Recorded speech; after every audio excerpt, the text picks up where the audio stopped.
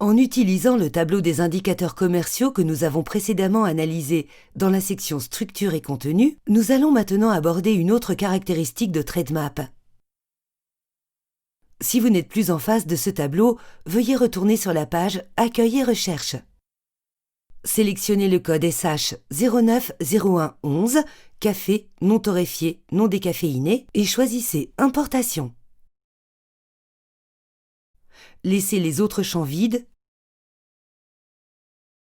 et cliquez sur Indicateurs.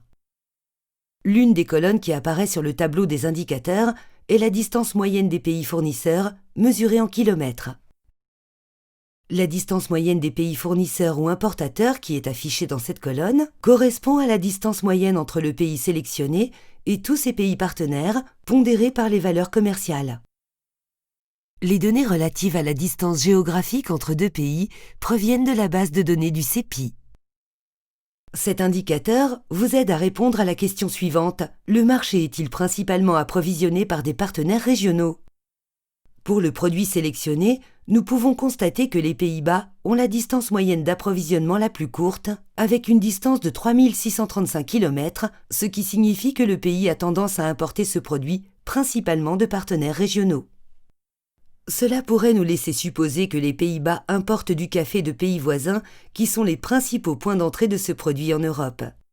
D'autre part, le Japon a la distance moyenne la plus longue, avec 12 856 km, ce qui signifie que certains de ses partenaires commerciaux pour le café sont des pays éloignés de sa région.